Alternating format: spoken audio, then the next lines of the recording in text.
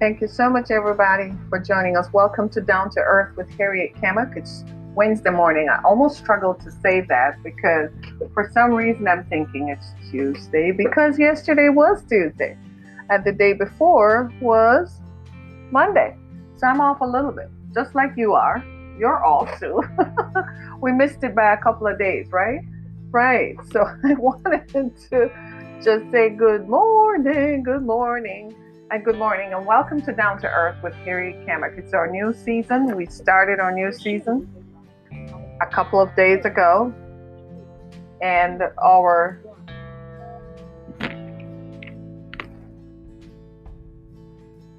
thank you so much for joining us, everybody. Welcome to Down to Earth with Harry Kamak. It's such a pleasure to be here as we stream across a plethora of media. Just thank you. We stream across the universe to bring good news and to talk about the issues that matter. Thank you to all our listeners everywhere, whatever network you're listening to us on. I just want to say thank you so much for taking time out to be with us. On our show yesterday, we talked with April, who is the mother of a missing child, and she uncovered some interesting stories about her own battle and her own journey to bring her daughter home. We learned that April is a survivor of cancer. She's in fact undergoing cancer treatments right now, and that her daughter is still missing after 2 months, and that originally when she reported it to the police department, they didn't deem it serious.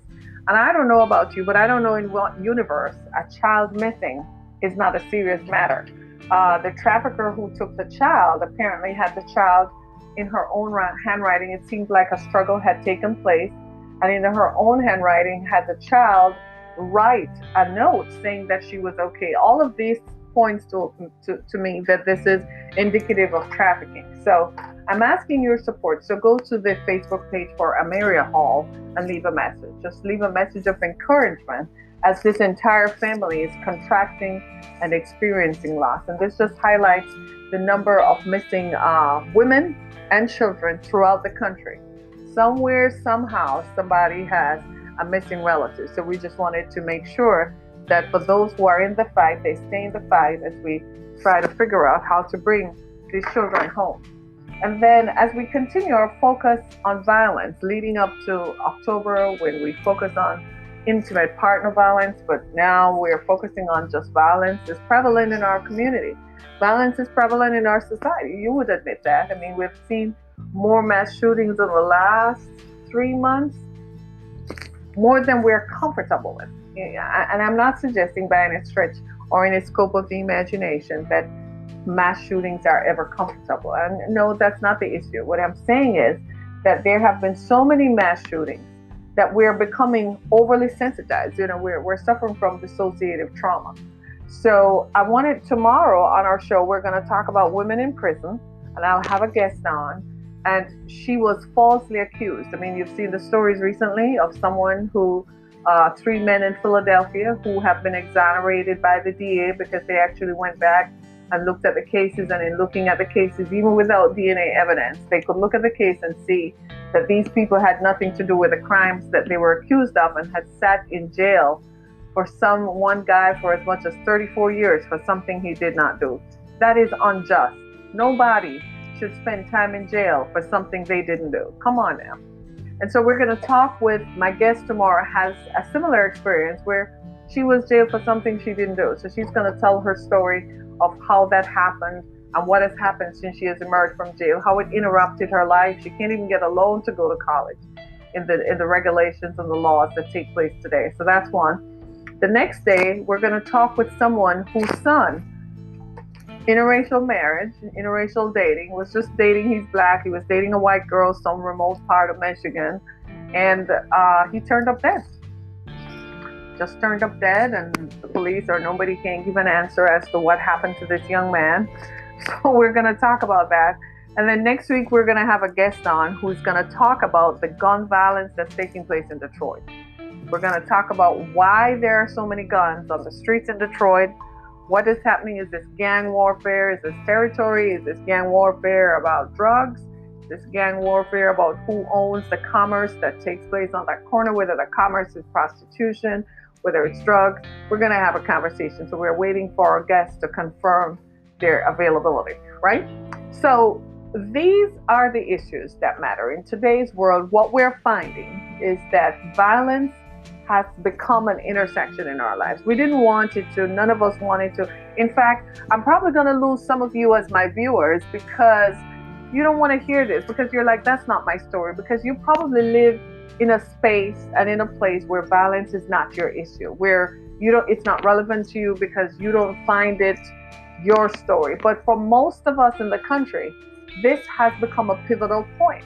We're at the stage now where we're seeing violence in epic proportions. I mean, people just feel like they can walk around with a gun like we're in the Wild Wild West or something.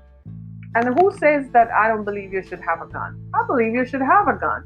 I just don't believe that you have the right to take that gun out and shoot into innocent people. And that's where you and I agree. And I know you agree with that because you're like, who does that, right? You just want a gun because it's part of your manhood.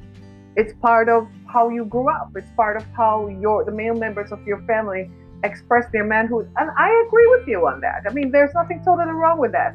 I don't believe in feminizing men, or that you have to emasculate men and feminize men to get what you want to live in a violence-free society. I don't believe that. I believe there's a consciousness, because the men who are shooting people are crazy and stupid. Most men are not. So I don't believe that we need to emasculate men and feminize men in order for them to not be violent. I don't believe that. But what I believe should happen is an honest conversation about the need for carrying guns in public spaces. Why do we need to have guns in public spaces? Why do we feel the need to display our guns? What power do you arrive at or feel when you're walking around in Walmart or Target or out in the public with a gun strapped to your hip? I just want to know, what does that tap into? And I know most of you guys out there are shaking your heads like, I don't need that to feel powerful. I'm a man, I'm empowered, blah, blah, blah. And as women, I enjoy, I feel good about that. But there is a point at which it is no longer safe. And I'm so glad that Walmart and Kroger, have you guys noticed, have stepped into the foray and are asking their customers, please do not walk around with your guns. Because pretty soon, you know what's going to happen? Those businesses are going to close, because most of us are going to say, you know what, I'll just order online and pick it up, right? I'll just drive to your pickup and pick it up, which means it's a decrease in business, because the more people come in the store, right, and they eyeball stuff, is the more they react to impulse buying. As opposed to if they're just online, they're just cut and dried. I just want meat, potatoes, pasta, fruits, veggies, milk, cheese, eggs, boom, that's it. That's all they want. That's all they're gonna buy. But while they're in the store, they're subject to impulse buying, all those eye-catching stuff that you really don't need, but you buy anyway because you convince yourself that you need, and it's there and it's at a good price, right? Right. So all these stores now, it's not out of an abundance of caution. I don't believe that. It's out of an abundance of business. It is affecting their business. One little mass shooter can affect their bottom line. I guarantee you that Walmart has seen the contraction in sales. They may not say it now, but they're certainly going to say it for the next quarter. So they're changing it now. So guess what? Come what? What's coming up? Black Friday. Black Friday is coming up, isn't it? Black Friday will be here before you know it. And they don't want their business to suffer from people not coming into the stores because they fear a mass shooting. No, if I were you, you would not catch me near any mall on Black Friday. I'm not going there. I'm not taking any big box store on or any mall. It's just not my thing. I'm not going to do it. Why? Because time and time again with gun control laws at a negative, it tells me that people are still who are mentally unwell and people who feel like that is their power. You can never explain that to me because that's not how you feel. You're normal. You don't need a gun strapped to your hip, nor do you need a gun, walking around in public to make you feel powerful. Even the police, my goodness, who have the license to carry a gun, they don't walk around strutting like a peacock on a fair.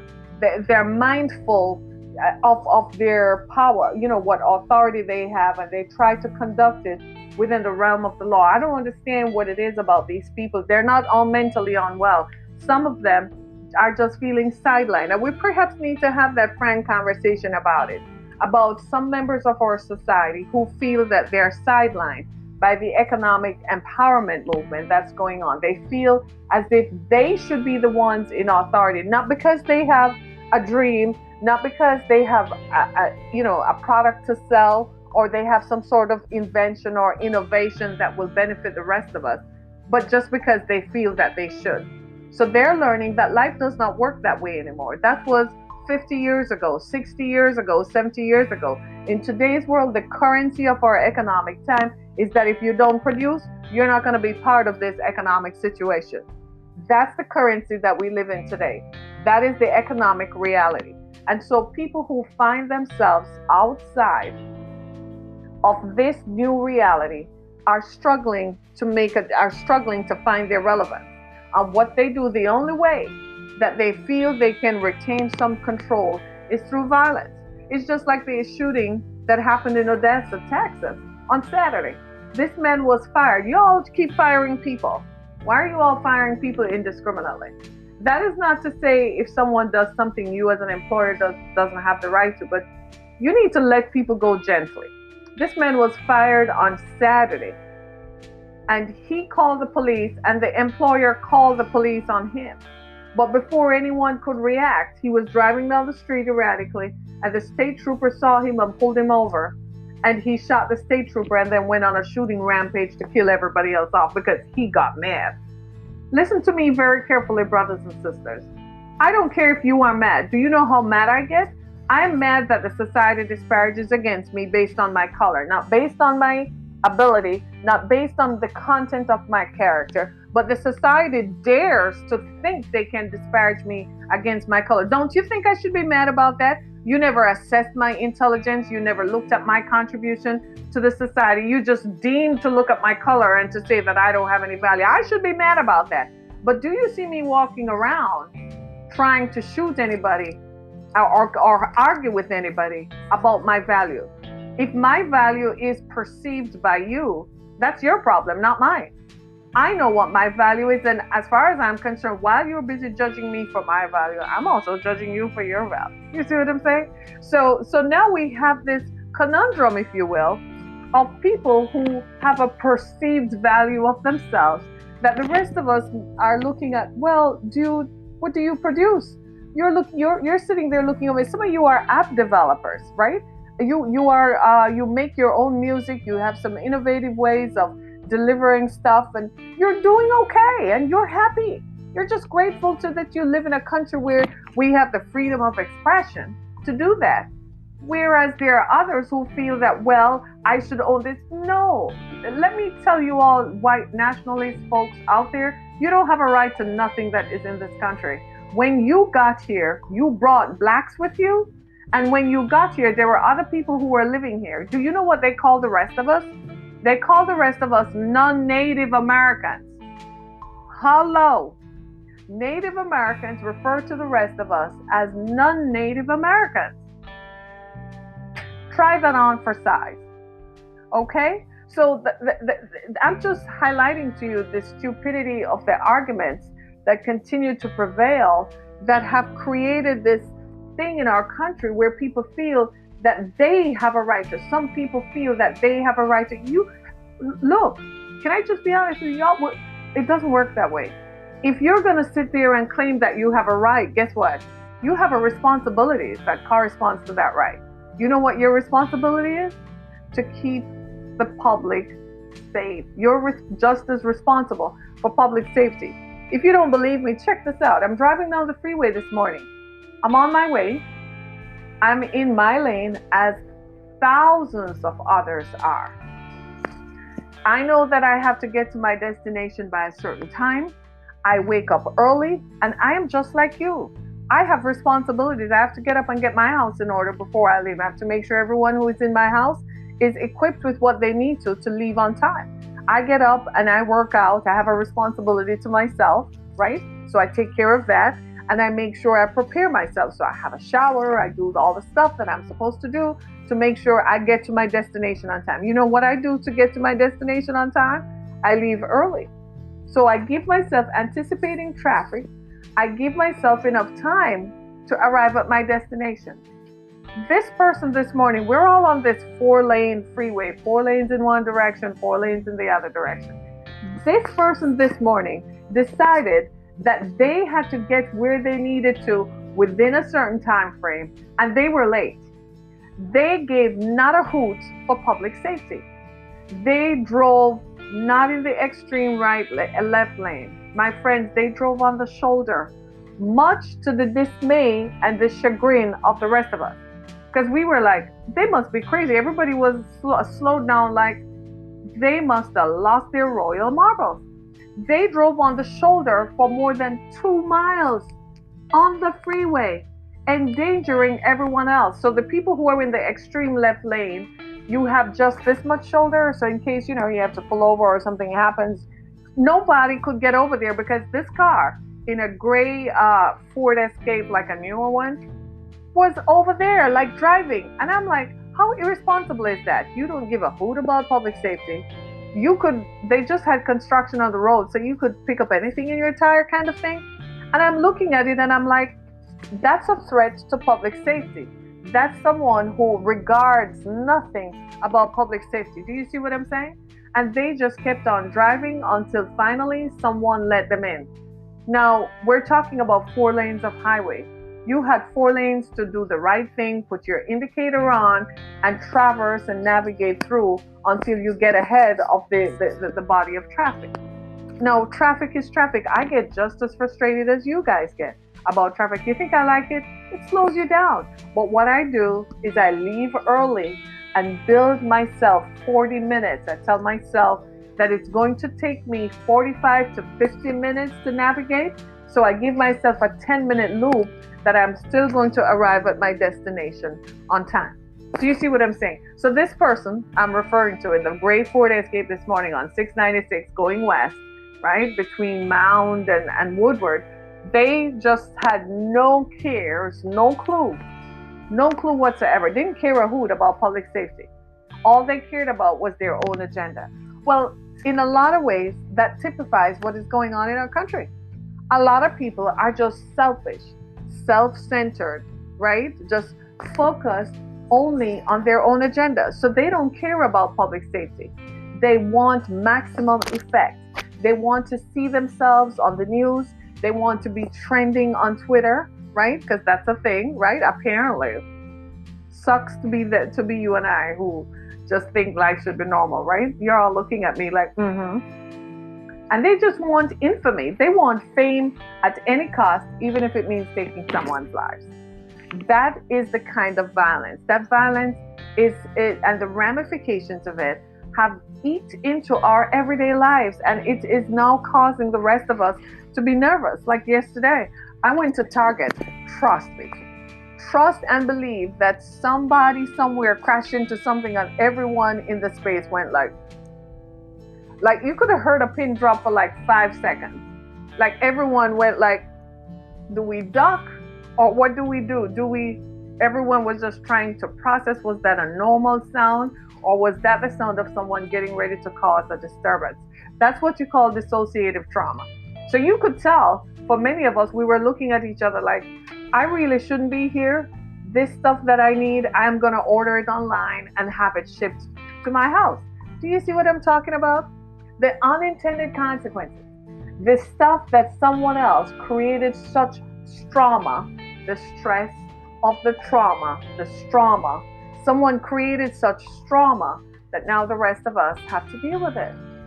Right? We've become so self-centered and so selfish. So this is why we're focusing on violence. I'm talking about it because I want to bring to your attention how much it affects the rest of us. Like, I thought, honestly, I never thought I'd live to see the day when this kind of thing would be prevalent. Never. I thought that I would be talking about intimate partner violence, the violence that takes place between two people in a relationship or domestic situations. My friends, look at me. I never imagined that I would be talking about this. I never imagined that this could ever be part of our experience, that somebody actually walks into a crowd and takes out a gun and reloads like it's nothing and shoots at random people. That guy in Odessa, Texas, on Saturday, he shot at random people on the freeway. Unbelievable. So the rest of us are driving down the freeway and we're like, I'm not gonna make eye contact with anybody, and I'm definitely not gonna look, because you don't want people to suddenly just come and join up on you. And frankly, I wouldn't have given this a second thought. I would not have given this a second thought had this not happened. It's like, you know that saying, the sum of all your fears and your worst fears have come upon you. That's what we're talking about. So here are the somebody asked me yesterday, well, what are the ramifications of violence? Well, here's what it is, right? We suffer what I call dissociative trauma. And let me tell you how that works. In 2018, I had some young women came into my shelter, and they were severely traumatized, right? They were victims of human trafficking, and they had been trafficked as children. 3 of them had severe traumatic experiences. 3 of them were taken as children. One was 3. She was actually taken from a whole other country, right? Another one was taken when she was 8. And the other one, and the third one, with the children traumatized situation, her father actually told her when she was 8 to go stand on a street corner and give her body to grown men to make money for the family. She was 22 when I met her, right? And listening to their stories, I kid you not, listening to their stories traumatized me. I had to seek therapy myself. I had to go find my therapist and say, I need to talk. I kid you not.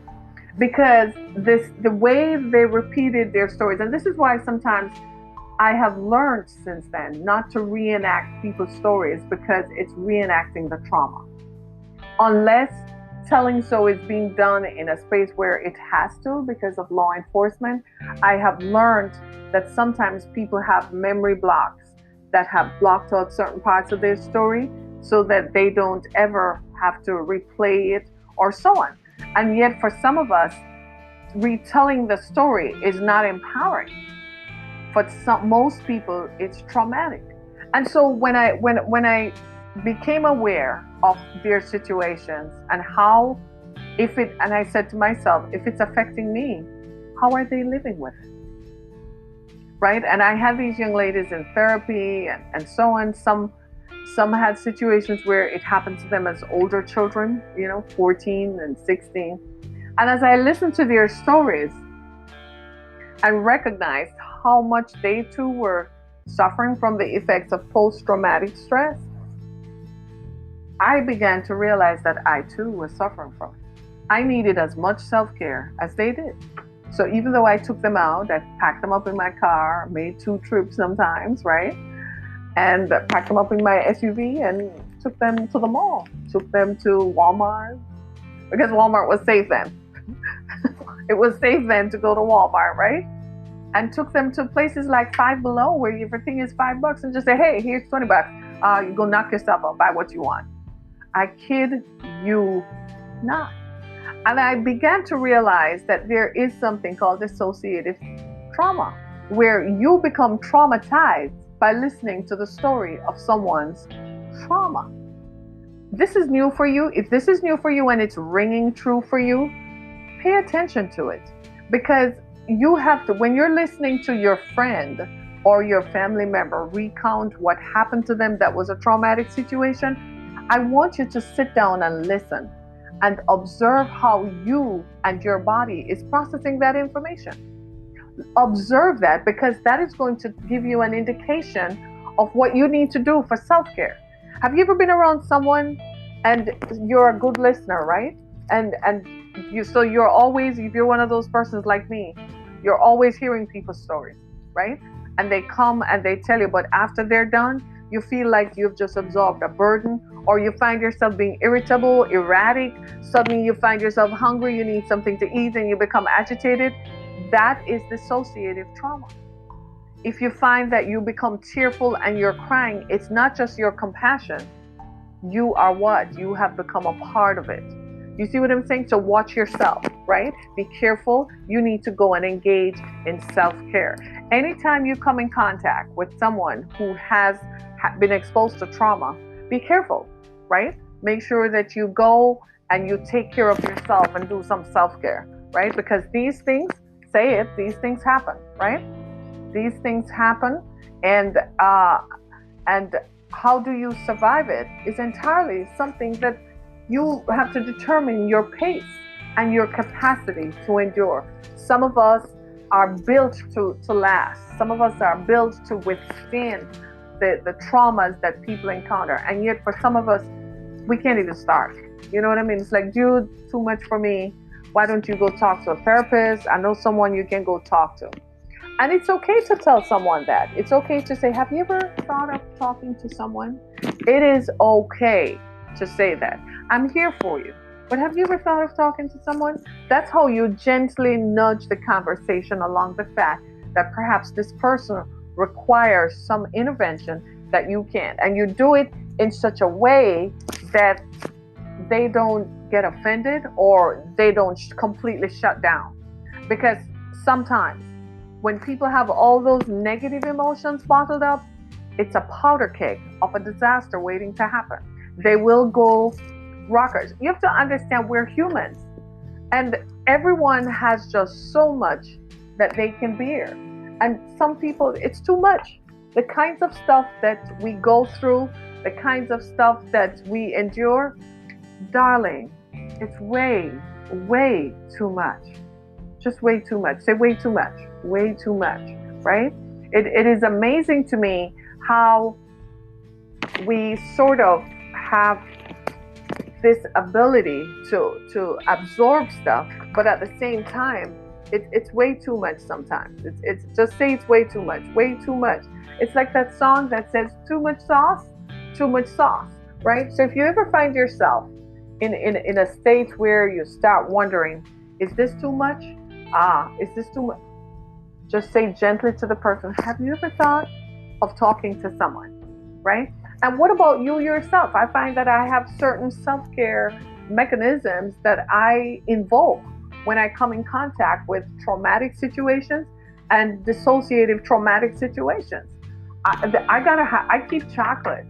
I keep M&Ms. I kid you not. In my purse, I keep M&Ms. I'm just like, oh, let me go eat some of this right now because chocolate releases endorphins that make you happy. So now you know why women love to eat chocolate. Now you guys know, right? You're all nodding your heads like, oh, that's why. Yes, it makes us feel happy, right? And in fact, it's widely noted that this is given to trauma victims. So I keep chocolate, even if you're a guy, maybe, you think, oh, well, Harry, I'm a guy, I can just eat chocolate. Well, just keep it in your car. Nobody needs to know.